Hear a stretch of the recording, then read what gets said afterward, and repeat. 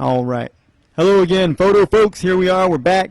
It's the third month of our online tutorial, and today we're actually outdoors, and we're going to be doing some outdoor lighting photography. This one's on lighting, and we're going to be doing the most beautiful yet cheapest light source around, the sun. So we're in shade right now, and being in the shade is really good for taking pictures. It gives you a real nice soft light. It still is sunlight. It's bouncing off of everything else. It's ambient light, and it's coming in. It gives you a very soft, nice, beautiful light. It's going to be very flattering to your subject. It's going to make them look beautiful, and it's not going to have any harsh highlights and things like that.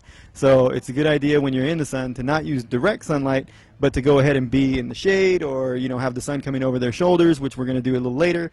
But for now, we're dodging the wind, and we're dodging the direct sun, and we're going to be shooting on these steps in front of the library here. So here we go. There's a few things to keep in mind when you're shooting outside. One of them is that the sun is very bright, so just keep in mind that in order to get your settings right, you're going to want to be at probably 100, the lowest speed that you can have in your ISO, which for this camera is 100. And then, you're going to want your aperture open wide and your shutter speed to be, pretty fast. So just make sure that you have all your settings correct before you start shooting, or else you're going to have a bunch of blown out, horrible pictures, and you'll be sad. So, get your picture, get your settings right first. Check your meter inside your camera. Make sure that everything's going to be right, and that when you shoot, you find a nice location. Where lines are fading away behind you, or you don't want anything to look like it's growing out of your client's head or your subject's head or something. You just want to make sure that there's nothing behind him that's very distracting. We're going to be shooting right here first, and this is our first stop. So enjoy. I've had many people ask me what kind of cameras I use, or what equipment I prefer. Today I'm actually using my awesome Canon XT, which is an older model. I just want to show people that the pictures that I'm taking today you can take with anything. This is an old model camera. I do prefer Canons. I normally shoot a 5D, but right now I'm shooting this just to show that you can take great pictures with the inexpensive equipment. This is our budget. This is our budget photography. I figure most of you are beginners, and beginners don't have fat pockets to buy their stuff, unless I guess you're fortunate and whatever. However, this is the lens I recommended, the 50mm. So that's what we're using today, 1.8. And then I'm using a camera body that anyone could probably pick up for about $250 to $300. It's a 4-year-old camera, so if you like the pictures that I'm getting today, you don't have to have the top-notch equipment. You got to know how to use your equipment. So I always say, not like anyone with paints could be Van Gogh, or Picasso or Salvatore Dali. You got to know what you're doing, and you can have the same tools, but it doesn't mean you can get the same stuff. So I believe any 3 of those painters could paint with the cheapest of equipment, and I could shoot some damn fine pictures with the cheapest of cameras, and so can you. So figure it out, and you don't need to go breaking the bank just to get some good shots. So that's why I brought this out. And like I said, I prefer Canon. There's also Nikon, which I've heard great things about. And those are the 2 brands that I usually recommend. If you have another brand and it works for you, great, stick with it. But people have asked me what I personally prefer, and I shoot Canon, and I also shoot Nikon for my film, so they both hold a special place in my heart. We're going to be shooting around this area here, and there's a few things to keep in mind when you're shooting and using the sunlight. Like I said earlier, first of all, is to not use direct sunlight. Also, there's a few things. Such as where you're going to be at, what's in your background, what's around. You just want, being on location, you want to make sure that everything looks cool, everything's going to be all right. Now behind me, where the sun is actually hitting could be blown out, so in your pictures that'll happen too. So what you want to do is, if you're shooting with the sunlight lighting your subject, your background that the sun's hitting is going to be good.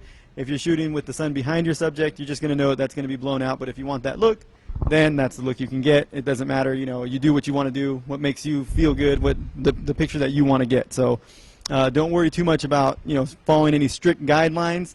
Just know what results in what, and then choose what you like best and use that. One thing that you want to do is set your flash so that your flash is going to be lighting from this side, the sun's going to be giving a nice halo from the other side, and you want your flash, even on a camera like this, you can go in here and check your flash exposure compensation, and then there you're going to decrease it, so you're going to be underneath what your flash, because your flash isn't lighting her, your flash is filling in this side of her. So The ambient light is again lighting, but you're just giving a nice little pop. So, put that in so that's the screen. There you go. The flash also balances out the lighting of the picture so that the background isn't so blown out and overexposed. Another thing that you'd like to do is to cover up your lens from the sun so that you don't get a lot of flare in it, and it'll keep your contrast nice in your picture without getting a white overcast. If you do want to shoot with the sun lighting your subject from the front, feel free, do whatever you want to do.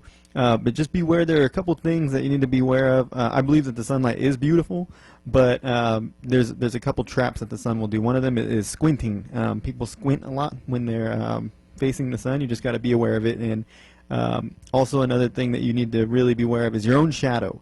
Because when you're taking a picture, a lot of times you don't realize that you're casting a shadow also, and your subject could be sitting right in your shadow, and the picture will come out with your big goofy shoulder in the picture or something like that. So, a good way to combat that is to step off to the side and have your subject look away from the sun, so they're not looking directly into the sun, but their face is facing towards the sun, but their eyes are going towards you. So then the sun's not blaring them in the eyes. They're looking good. They're feeling good, and they can relax and have a nice picture, a nice smile. But the highlights are still sharper, and the shadows are bold. And if that's the look you're going for, then take it, do it to it. But like I said, I prefer non-direct sunlight. But if the situation requires it and your picture requires it, then by all means take it by the horns and do it to it. So that's that.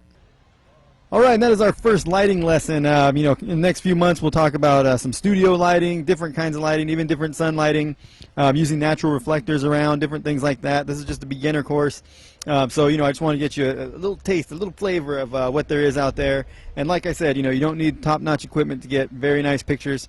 You could do it with a 5-year-old camera and a $99 lens. So don't feel like you have to spend all this dough to be a good photographer. Being a good photographer comes from from being a good photographer. It comes from in your heart. It comes from in your soul. So if that's what you want to do and that's what you have a passion for, and put your passion into it, and you'll get passionate, good-looking pictures, man. So just get some good pictures, do your thing, and until next month, I'll figure something else to do then. I'm not sure if it's going to be more lighting. It might be more technical jargon. So it just depends. So write me, let me know what you think. Thanks to everyone who's been writing, and thanks to all my subscribers on my channel.